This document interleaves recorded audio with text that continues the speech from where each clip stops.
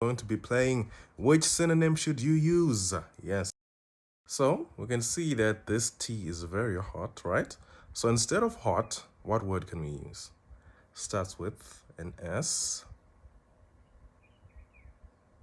Scolding, right? And another one starts with a P.